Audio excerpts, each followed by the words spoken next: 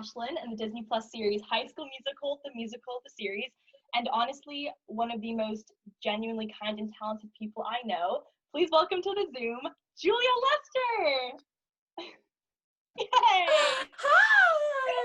How are you doing? I'm good, you know? It's Christmas during a pandemic, so as good as I can be. Yes, that's how I'm doing. How are you? That's great. I'm good. Can't complain, you know? Like, it's been a crazy year, but gotta count your blessings. So, Well, let's talk about how we know each other, because I feel like my story is a little bit different than yours. Oh, shoot. Okay. I know you from the Thousand Oaks theater world. I saw you, like, I think you were rehearsing for Children of Eden when I first saw you. Like, I was at the I didn't know this. Yeah, I was rehearsing. So my community theater group that I did growing up rehearsed at Hillcrest for the last like few years that I did the program. And that's where I saw you first, like rehearsing for Children of Eden, probably also like on Instagram. We have some mutual friends. Yeah. I think you still had braces, I'm pretty sure. I did. We were little. We don't we remember were little. that time. We don't remember that time. We leave that in the past. Yeah. But then we both booked Joseph at 5 Star, and you DM'd me on Instagram and you were like, "Hi, I'm gonna be in the female ensemble too. What's up? Nice to meet you." And I was like, "Oh my God." And then the rest is history. The rest is history. And then after Joseph, we did a video shoot together with the dancers from Joseph. And then, we've been on our ways. But I mean, okay, so I always knew of you because you were a star in the community theater scene. And for those of you that don't know, Julia played Carrie in Carrie. And I think I was like 13 at the time, but my mom and I couldn't see it. And we were, oh my God. Yeah, because how old were you in that production? I was going into 12th grade. Really? Yeah, I was like 16. Wow. Yes, I was like 12 or 13. And no, you're only like 2 years younger than me. Well, so you were 7? Oh, well, that makes sense. Okay, if you were like 14. Okay, whatever. Yeah. I'm gonna shut up. Go ahead. Okay, so then I didn't get to see Carrie. I think I was like in New York when you did it. But you performed, I remember this, you performed at the National Youth Arts Awards, right? What's that called? Yeah. And my mom turned to me, and I swear to God, my mom turned to me and said, "That girl's gonna be on Broadway.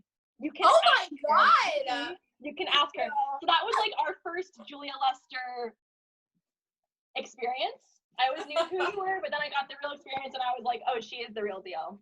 Oh my God, that's so sweet. Oh yeah, and then I remember seeing you at the Joseph audition. And then when I got it, I was like, I knew you'd got it, and so I reached out and I was like, "Look at that." And then we did Joseph, and we were kind of two of the youngest in the adult ensemble, so that was a lot of fun. We both were dancing, and you understudied the narrator, which that's insane. Yeah.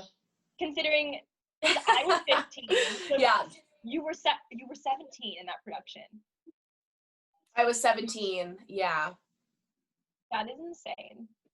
Yeah, but we got really close though, because it was like you, me, and then like one other girl that was like kind of around our age, and then everybody else was like in their like mid-20s and up, and we were just like little tiny babies.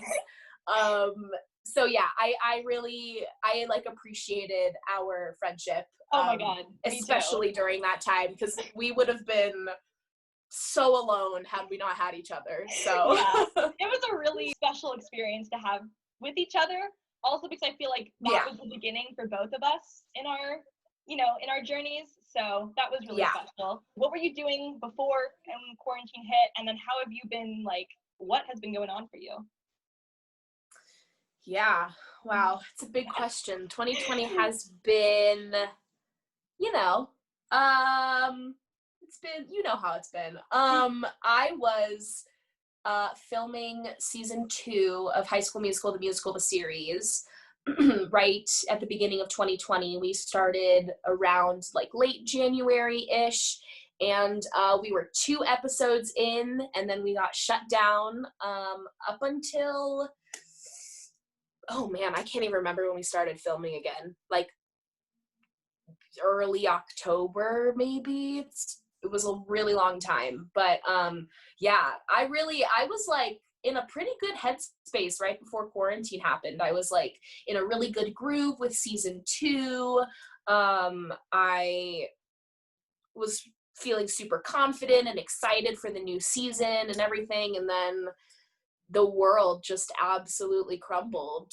Yeah, I went to New York for a little bit and stayed with my family during the beginning of quarantine, and then came back here to Salt Lake City, where I currently live because of the show. And my sister came back with me, which was really nice, so I wasn't like totally alone.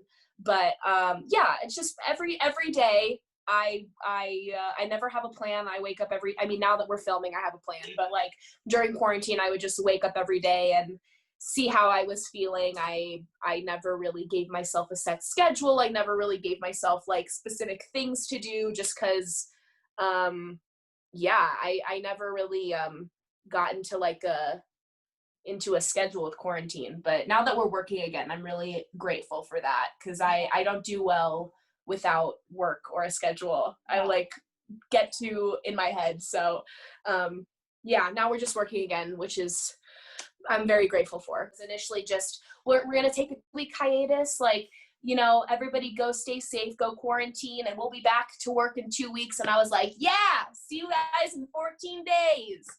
That wasn't the case though. We got shut down for 9 months after that. So that was pretty, yeah, I was very stupid about it all. I feel like nobody had a lot of information about COVID when it first came here. So I don't get too mad at myself about that, but I was pretty stupid. I was like, we're fine. 2 weeks. Yeah. Let's backtrack a little bit. So you grew up in doing theater in a very, you know, musical, both your parents are performers, your sisters. And then what did you always have this passion for acting on camera, or how did you make the switch? Yeah, I really discovered my passion for on-screen acting. My passion for on-screen acting, that sounds so like, no, but I really discovered like my true calling, I guess, in high school. Up until then, I had really been like very musical theater focused. I wanted to go to school on the East Coast, just like follow in my sisters and my parents' footsteps, go to musical theater school, audition for regional shows. That's why we ended up doing Joseph together. Just like be an active member of an ensemble, you know, go do random shows in random states here, or do summer stock. Like I was very much like theater on stage. That was like my goal. And then I really started to get into television acting when I was in like 7th or 8th grade. I started getting like auditions for real television shows that weren't just commercials. And that was kind of exciting for me. I still didn't really understand that world yet, but I was getting more into it. And then in high school, I really was like, this is what I want to do. I would go to school and then, you know, leave school an hour early to go audition. And my whole world was really like separate from school and separate from things that I had been doing for most of my life. So that's kind of when I started being like, this is what I want to do. I want to be on a set, not like, yeah, I mean, I still, of course, love theater. Theater is my first love, and I want to, you know, still want to pursue it at some point. But I really like television on-screen acting is like fulfills me the most personally. What was your first on-screen acting job, and how'd you get the part? Do you remember finding out? I do, actually. I told you, I was texting you about this, that this is the first job that I booked was the only one that I caught on camera, my like reaction of. I had done some commercials growing up, but I had never booked a TV show. And then my freshman year of high school, I had like, this was like first semester freshman year, like I had just started 9th grade. I got an audition for a pilot for Disney XD, and we were on vacation when I got the audition. And it funny story is that it always happens when you're on vacation or you're not home. Always. We were at a beach house, and in my sleep, a bug bit my eyelid. Wait, in your dream or like? No. I was like, no, in real life. Sorry. No, in real life, as I was sleeping, a bug bit my eyelid, and I woke up, and my eyelid was like giant and puffy and red, and I had this audition coming up in like 2 days. No. And my parents were like, we should probably reschedule this audition because your face is swollen. And I was like, please, let's reschedule. So that's actually pretty funny that like the very first job that I ended up booking started out pretty rocky because I like literally had a bug bite on my eyelid. So that and it ended up working out. It was a Disney XD pilot that was about like these kids who live on this weird island, and there's like an evil one of the teachers ends up being really evil, but the only kids that know. So like the entire episode was us like trying to like expose this like evil scientist teacher. Very wacko. It didn't get picked up, but that was my first television show experience, and that was all good, minus the fact that I had borderline pneumonia for like the entire shoot. But yeah, I guess it was fine. I got through it. So. Okay. So for people watching who don't understand the process of filming a pilot and then it possibly getting picked up, you're saying you booked your first job, you filmed the first episode, and then can you explain that process for those who might not know? Sure. How you have to get picked up by the network to continue filming? Yeah, that was, especially being 13 years old, that was a very tricky process to go through because there's so much waiting time. And I'm definitely better at waiting to hear news now than I was then, but we did the pilot. We did about like 2 weeks of like table reads and wardrobe fittings and just kind of like getting in the mode of our new characters, kind of like having meetings with our director and, kind of like pre-production stuff. Then we shot for about like 3-ish weeks around the Los Angeles area. It was a show on location, so we weren't like in a studio or anything. So much fun. Yeah. And then after we wrapped, I didn't hear for about 3 months, if I'm remembering correctly. It was like 2 to 3 months of just waiting. Every day that I would come home from school, I'd be like, did you get any phone calls? Did you hear anything? What's the news?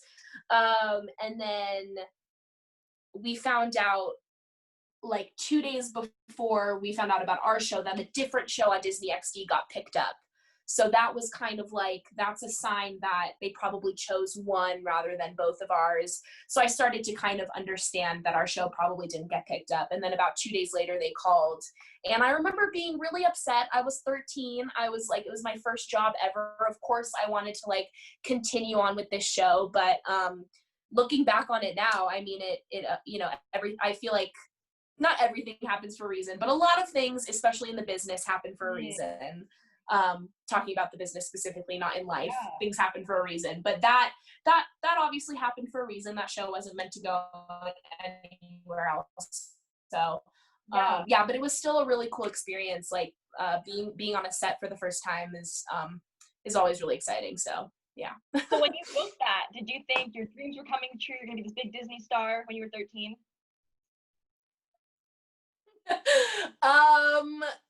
Yeah, I did. I was definitely very excited. I don't think I think I was pretty optimistic. I was like, oh, this show is gonna go on for multiple seasons and whatever. I didn't really I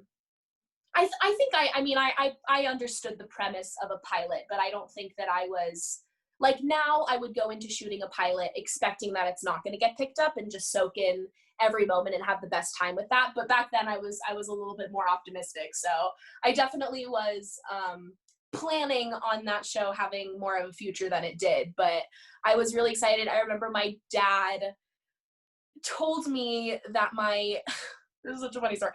My agents told my dad to trick me into thinking that like the phone call didn't come or whatever. And he was like, "Are you sure?" And they were like, "Yes, like this is like, she's gonna be really excited. Like you want to, whatever." So I called him at school and I was like, "Did you get any news yet?" This was about me booking it, not the pilot getting picked up.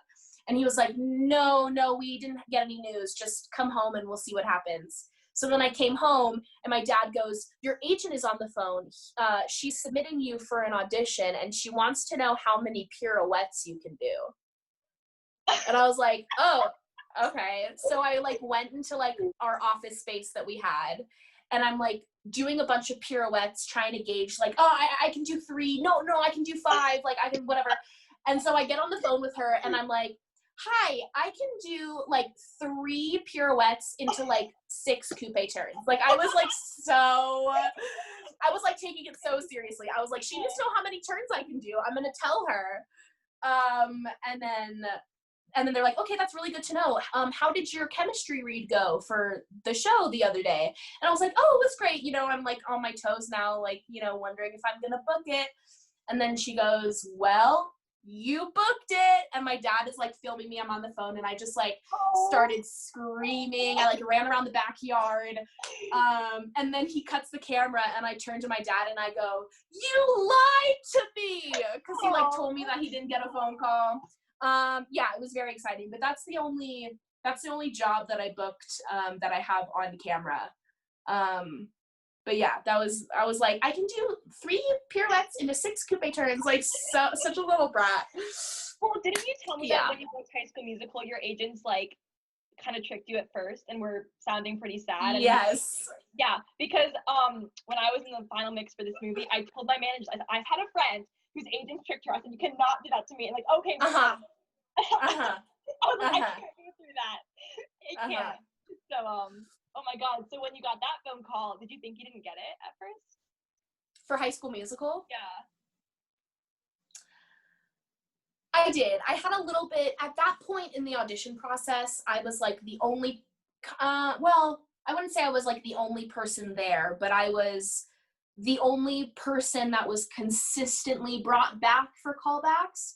So I never like let it settle in my mind that I booked the part, because you never want to do that, because that would just like mess with my brain so much if I ended up not getting it. But I was more confident, I can say, than another audition, because it had been kind of a long process and I had felt like I'm the only one that's consistently here. So I felt a little bit more confident about it. But my agent called me and he was like, "We have your other agent on the line with us." Then it's and news. I was like, yeah, I was like, that's a little fishy, because if he was going to call me, he would have just told me the news straight up. Right. So then I was like, I got a little bit of butterflies and I was like, oh, this might be the call. And then they started to speak in a really like somber tone, which was them tricking me. And I was like, oh, she's just on the line to like tell me good job and to like be supportive and like whatever. And then they were just like, "Well, we hear Utah is really cold in February." And I was like, ah! Like, I was like, yeah, over the moon excited. Oh my God. Those moments are just, I mean, I called you the other day, like they're just so special. They're the best moments. It's just like so exciting, because you don't know what's going to come after that. You just know that you are part of a project, and that's the best feeling ever. You don't know, it doesn't matter how big or how small, but to know that you are a part of something is the best feeling, as you know, as an actor. So yeah. So you're 13, you did this pilot, it didn't get picked up. Where did you go from there? Like, was it hard to keep auditioning, or were you still super, confident and excited? Yeah, I was, I don't think I ever let it play with my confidence more. I kind of started to realize how tricky the business is. And yeah, so I continued to audition. I remember I was really devastated I couldn't be part of the shows at my high school, because they always started rehearsing during pilot season. And so I'm very proud of myself that I chose to audition rather than to do shows at my high school, because obviously you know, I wouldn't have been able to work during high school had I chosen not to audition. But I remember feeling really left out and feeling really sad that all my friends were doing shows at our high school. And, you know, I was part of makeup crew. I always wanted to be, you know, like a part of the shows, but I was really devastated that, you know, that the pilot didn't get picked up. And now I'm just, you know, in normal high school, which I loved high school. Like I really had a great high school experience. And I'm so glad that my parents kept me in public school. For me personally, I think I really needed public school in high school to like find out who I was. But I was really lost for a second that this show that I had like put so much, I really like banked my future on that pilot, which I know now you don't do. But it was, yeah, so it was definitely a weird transition coming out of that and going back into normal high school and not being able to like do shows with my friends and whatever. But I really enjoyed auditioning. I still enjoy auditioning. I think like auditioning is really fun for me no matter what the project is. I just really like trying out new characters and going on auditions and experiencing that. So I was having a really good time auditioning, but I definitely felt kind of left out because the next job that I booked was the next year after that.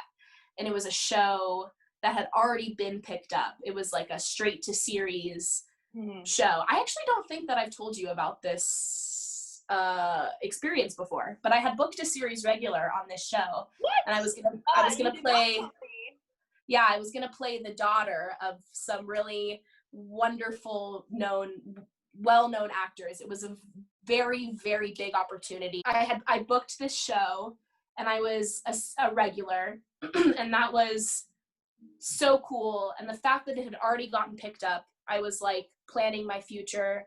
I went to school. I signed in independent study with all of my teachers. I told them what was going on. I was like, this is going to be my life for the next 5 months. I'm not going to be here, but this is whatever. I go to the very first table read. I meet the cast. We have a first table read of the show. I get wardrobe fitted for this new character that I'm going to play. I'm like, this, like all of this happened overnight. I was like, this is insane. How is this happening? And then that night we got a call from the producers and they said that I was too young for the show. You're joking. And so you were already cast? Yes, I had signed contracts. I had done a table read with the cast. I had met everybody. I had gone through a wardrobe fitting. Mind you, I was like freshly 15. So I was still a little baby, but I was like in it, you know. I met I was like in the next stage of like gonna film this show. And they called and they said that I was too young. And that was devastating. Knew that. People don't realize that when you're doing the table read, you're still auditioning. Oh, like, you're auditioning. Yeah, you're auditioning up through when your time on the show ends. You audition every single day you walk on set. And I definitely knew that at the time, but I never thought that something like my looks would stray me away from a project. Like, not stray me away, that's the wrong word. Like, that would come in between me and a project. They made a point to be like, it had nothing to do with your performance. It had nothing to do with anything other than the fact that you are just too young. And I don't even think I was too young in age. I think I just looked too young. And I was supposed to be playing like an older teen daughter. And well, then they shouldn't have cast you in the first place. You see, you know, that was my initial thought too. But then that's the other thing, is you're constantly auditioning. So even though my tape had gone through so many people and they had approved me to get the part in person, I guess I was just something totally different than what they thought. And that was really devastating for me. And looking back on it, that's like a way harder situation than I knew it was hard then, but looking back on it, I was like, especially at barely 15 to go through that. I had to go back to normal high school. I had to go back to school and tell my teachers, just kidding, they recast me. I had no idea you went through that. That is, I mean, to book something straight to series, you already went through a show that didn't get picked up. Yeah. And even, I feel like, even once once you're far along in the audition process, you start visualizing your entire life. You know what I mean? Of course. I had told everybody. I had told all my teachers. I was like, this is happening. I'm about to shoot 10 or 12 episodes of a series. That more than anything taught me that you just gotta push through. I don't know if it really took a toll on me as took a toll on me as a person, because I had this whole thing planned out in my brain, and then it just, in a matter of 20 minutes, on the phone, it just crumbled.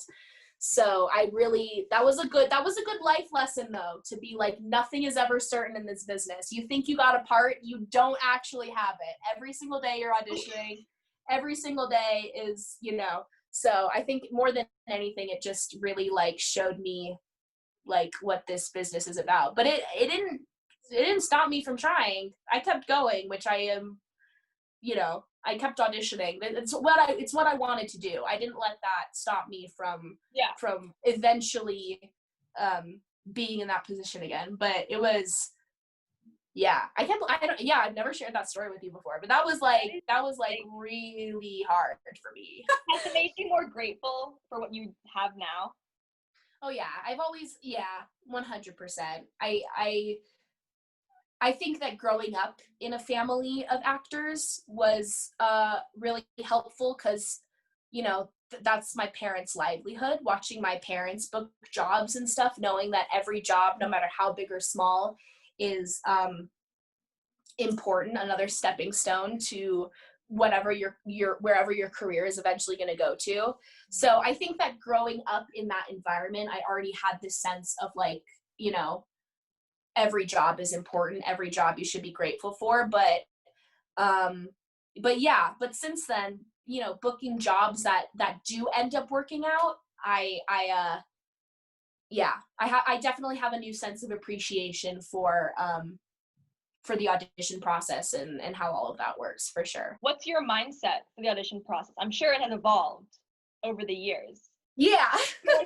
Yeah, for sure. Healthy and stable mindset when it comes to auditioning now? Yeah. I think that me personally, I go into every audition hoping that I'm proud of myself. My goal, especially now as I get older, it gets a lot easier to be in this mindset. In high school, I definitely was not where I am now mentally. I think everybody can relate to that. That makes sense. Yeah, but my main goal when I'm auditioning is to feel good about my performance. It's not about whether or not I book the job. It's not about whether or not I, impress the casting director. It's not about who's in the waiting room with me. It's about if I feel good about my performance, because I'm somebody who is pretty nitpicky about my acting. If I find a pocket of being really proud of myself, that's really special to me, because the times that I am proud of myself are very few and far between. So if I can go through an audition and be proud of my performance, that's all that matters. I'm not thinking about whether or not they're going to call me back. I'm definitely thinking about that, but it's way in the back of my brain. I'm not focusing on whether or not they're going to call me back. I'm not focusing on what this job is, if I were to book it, what my life would look like, all of that.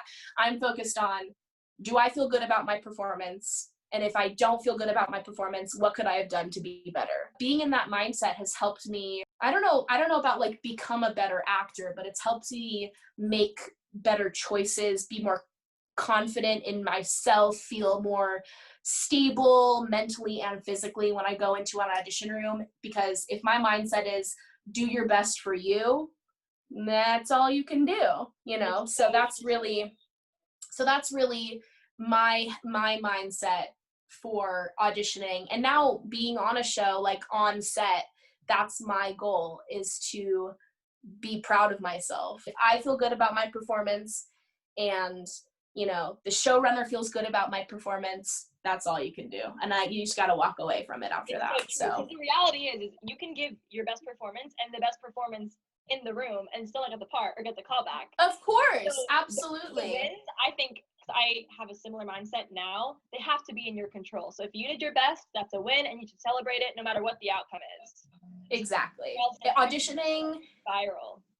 Oh yeah, auditioning is the hardest, I wouldn't say the hardest, but one of the hardest jobs that goes with being an actor is the audition process, getting told no, doing a million different characters and not booking a single one of them. Like, all of that plays with your mind so much. But I've learned that if I'm proud of myself, then that's really what matters, because that job clearly wasn't meant for me if I don't book it. But if I felt good about it, then I can at least be at peace with the process. Even though both of those projects didn't follow through, did any of those relationships or experiences, have they helped you and have they led to this point? Yeah, I think that every audition leads you to where you are now. So yeah, and I think that, meeting people along the way, whether that's, casting directors or even just like fellow actors that are like in the same boat as you, meeting people along the way is really important. I wouldn't say I have like relationships with people in the industry, but it's really cool when you walk into a room and they can be like, "Hey, Julia, how have you been?" And you're like, "Oh, I read for you for that project," and blah blah blah. And so, like, you meeting people along the way is really cool. But I think that most things in the industry happen for a reason, and I think that, like, those shows not getting picked up or not working out were just another stepping stone into, where I was meant to be. Clearly I wasn't meant to be a part of those, which is totally fine. But yeah, I think that every step you take is leading you in the direction of where you're supposed to be, for sure. Mm-hmm. Setbacks are only set-ups for what's to come. Go on, please! I learned that one in quarantine. Yeah. Like some Zoom class, I learned that one, and I was like, you know what? That wasn't a setback. That was just keeping you available for what it's meant to be yours. No, that's exactly, that's like the perfect quote. Yes, exactly. So, okay, fast forward, now you are on a show. Is it everything that you dreamed of and more? Yeah, it is. I think that as long as I am acting in some way, I'm happy. So yeah, I don't know if it's everything I've ever dreamed of, because I've only dreamed about just performing. So yeah, in a sense it is, because every day I get to say lines from a script, and that's like all I've ever wanted. Like, I get weirded out that it's like out there and that like the public knows what it is, because like in my world here, I'm just like in this tiny little Utah bubble. I see the same people every day. We do the same job. We all like, have a cohesive working environment. We're a family, all this stuff. But right. All of the stuff outside of that, that's like the publicity and the people singing along to your show and people knowing the show, all of that is like, I feel very removed from all of that. So it's crazy when all of that comes into focus, and I can see like, whoa, there's like people outside of my family who watch the show. I don't know. It's a very weird territory for me to cross, but the acting part of it and the family part of it and the professionalism that goes with it is definitely everything that I've ever really wanted. I love working environments, and so being in one every day is definitely was a goal of mine. And now that you have such a large platform with so many people looking up to you and knowing that you and your cast have made such a difference, like, does that stress you out, or are you like, how do you feel knowing that your art has touched so many lives? It's really strange, but I'm so grateful for it all. And if somebody can see themselves in Ashlyn or in any one of these characters on the show, like that's the goal as an actor and a human, is to touch people in some way. So if that's happening, whether or not it's right in front of my face or not, if I know about it or not, if that's truly happening, that's pretty remarkable. But I feel very removed from the like public side of it all. I don't know if that sounds like stupid, but it makes total sense. I feel like in the theater, I mean, the audience is literally in front of you, so you can kind of feel the connection almost. But yeah, that's funny that you say that, because we were kind of talking about that the other day, how like when you do a live show or a live performance for somebody, the audience is going on this journey with you from beginning to end, and then even after that you can see them right to the performance and say, what did you think about it, how did you like it, and the whole journey, everybody is there together. Whereas with television, it's like we shoot this show by ourselves alone for 6 months, and then it comes out like half a year later, and so it's like this is a very weird disconnect between the actual work and it being in the public, and I'm still trying to find my footing with how all of that works and how I can feel connected to the audience watching it, because it's a whole other world that I'm still very like trying to figure out. Someone 10 years from now can watch one and start that journey, and then you'll, you know, be very well on your way with another project. Yeah, it's a weird disconnect between television and theater for sure. Yeah, I still am very confused about it all. But that does have its pros, because someone from in a different country is probably watching your show right now, relating to your character, seeing themselves, you know, amongst your cast, and you can be doing something else. I think there are definitely there's you know, there's not very many cons to, you know, it, but especially like Disney Plus came out in America in November of 2019, and since then the rollout in different countries has been pretty slow. So like people in South America just started watching our show like a couple months ago, and that's pretty crazy, because I'm like, we started filming season 1 almost 2 years ago, and people are just now discovering this whole High School Musical, the musical, the series world. And so that's pretty, television just like lives on without you even being, without your knowledge of it. If you could use 3 words to describe Ashlyn, what would they be? Ooh, inclusive, kind. That's lame. Inclusive, everybody's kind. No, everybody's kind. I'm not gonna say kind.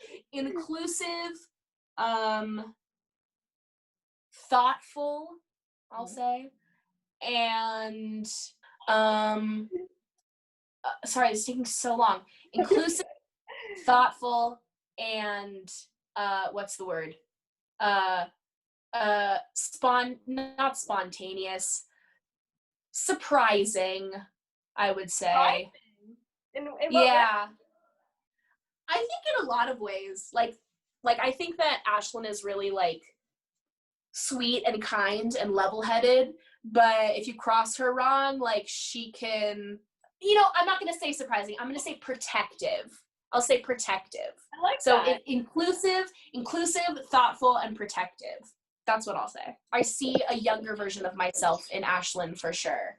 Ashlyn is like 15 and a sophomore in the show, and I look back at some of my qualities and some of my traits as a 15-year-old sophomore, and I can definitely relate to her in that way. But I appreciate how she can be somebody separate from me. I like to, you know, if I was going to work every day playing myself, I think I would like lose who I truly was as a person in real life. So I really appreciate that she is this whole other separate person outside of me. But I mean, you definitely have to find some ways you can relate to a character in order to really feel like you're stepping into their shoes. So I mean, I relate to her.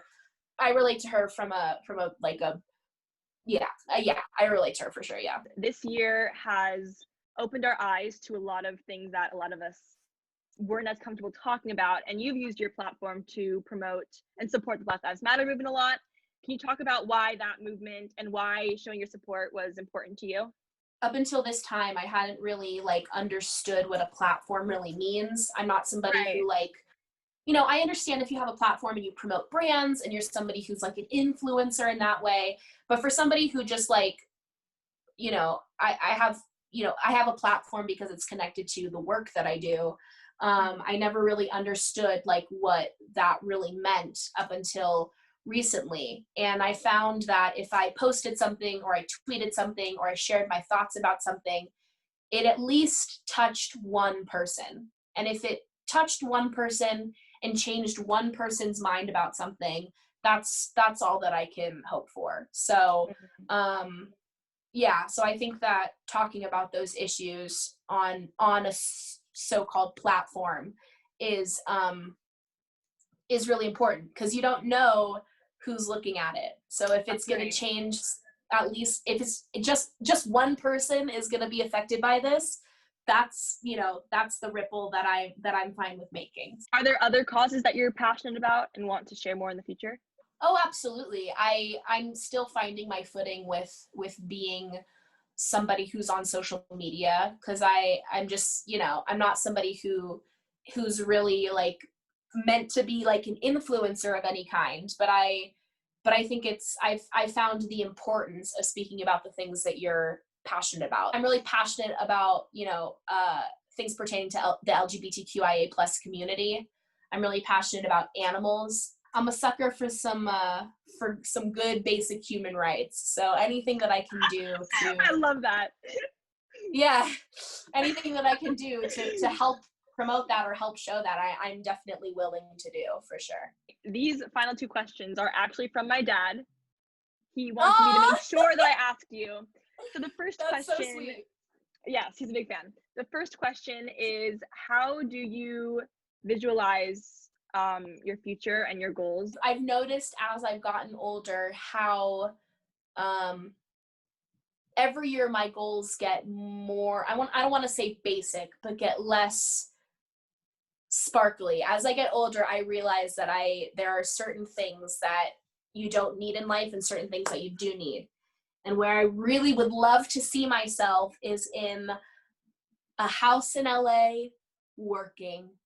Like, that's literally, I've found in the last couple years especially, that's my goal. All I want to do is act and perform. I don't care, you know, how big, how small, as long as I am on some sort of set or stage and I have a house to go back to, I'll be set. And I want kids at some point. So being like a working actor who can go and do a job and come home to kids, that's all I want, which is basically what my parents did. They were working actors. They would go audition and, you know, do jobs during the day and come home to their family. And that's like, I've really realized that's my goal. I just want like a family and a consistent work life, which I feel like everybody wants, but yeah, that's really all I want. I love that. You know, my dad calls you the cookie because you played the cookie and Shrek. Yes! So he needs to know, and he'll be watching this interview, so he needs to know, if you could be any cookie, what cookie would you be? Oh, that's easy. Some sort of funfetti sprinkled cookie. Would it be a vegan nothing? cookie? Yeah. Oh, yeah. Like a good, like, coconut milk based cookie. I don't know why coconut milk, but sure. And nothing with chocolate. I don't like chocolate very much. So something vanilla with sprinkles, which I feel like is me now. Anyway, I'm vanilla with sprinkles. A vegan confetti, gluten-free or with gluten? Yeah, we'll do gluten-free so that like everybody can enjoy. So you'd be a vegan, gluten-free, vanilla confetti with sprinkles cookie. Yes, I would be. Or okay, wait, have you been to Gelson's, you know, like the grocery store Gelson's?